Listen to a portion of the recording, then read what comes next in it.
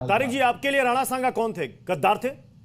नहीं, राणा सांगा ने बुलाया था या नहीं बुलाया था, पहले ये तय हो जाए। नहीं, पहले ये बताइए कि राणा सांगा आपकी नजरों में क्या है? नहीं, राणा सांगा और बाबर, ये दो है आपके सामने। मैं दो नहीं, मैं दो का नाम ले रहा हूं, बाबर, राणा सांगा।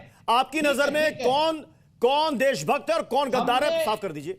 हमने कभी बाबर को अपना आइडियल नहीं बताया। हमारे आइडियल गांधी जी हैं, और मुसलमानों की बात करें तो उनके आइडियल प्रॉफिट मोहम्मद है। राणा सांगा कौन थे? बात कह रहा हूं, आपकी नजरों में राणा सांगा कौन है? मैं कह रहा हूं, अगर हम क्या राणा सांगा आपकी नजरों में, आपके नजरिए में गद्दार है?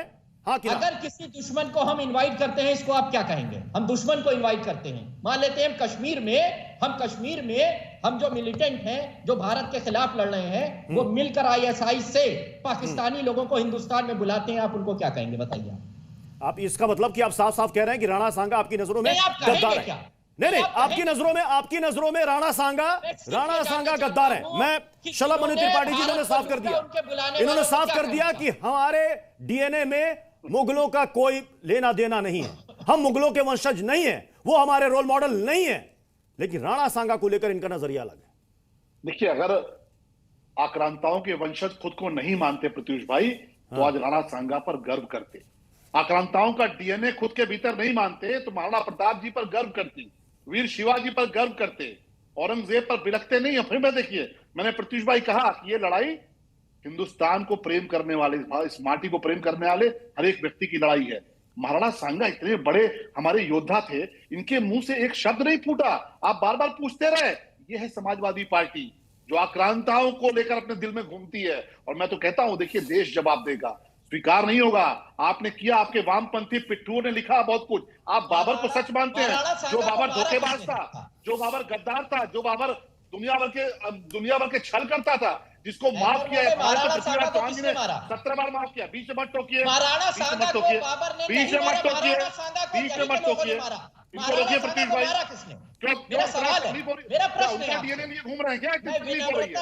पूछ रहा हूं कि महाराणा सांगा को मारा किसने? मैं पूछ जाता हूं। प्रश्न पूछने के लिए प्रत्युष बैठे हैं यहाँ पे। एक सेकंड तारिक भाई, इनको अपनी बात पूरी करने दीजिए, शलभ जी को। बाबर जैसा मक्कार, बाबर जैसा धूर्त, हाँ। ये जो तमाम हारते थे, हारने के बाद जाकर समझौता करते थे, पीछे से वार करते थे। हमारे जो पृथ्वीराज चौहान जी ने 17 बार छोड़ा था, तो कौन था कमजोर, कौन था कायर, कि जब एक मौका मिला तो उसने धोखा किया? क्या बाबर धोखेबाज नहीं था क्या?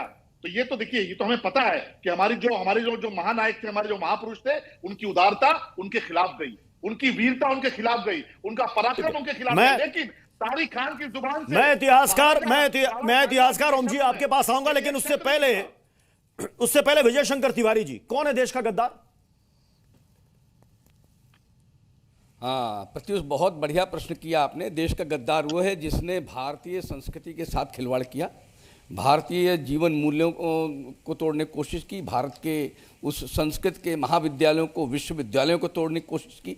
वो सभी इस देश के शत्रु हैं। गद्दार की बात को, ये शत्रु हैं।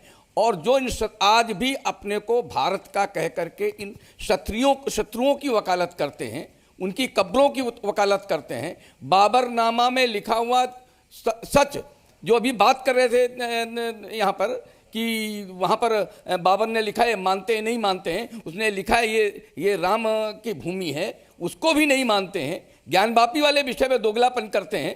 तो वो लोग दोगले हैं, वो लोग गद्दार हैं इस देश के, जो आज भी भारत की संस्कृति को नष्ट करने वालों के साथ खड़े हैं, वो दोगले हैं। और एक बात प्रत्युष जी, संसद वो विमर्श का रण है, संसद में विमर्श का रण होता है, वहां पर प्रॉपर लोग चर्चा करते हैं, विमर्श करते हैं। और उसमें खड़े होकर के रामजी लाल, जिन्होंने गद्दारी की बात कही, वो स्वयं गद्दार हैं। गद्दार इसलिए क्योंकि शत्रुओं के साथ खड़े हैं।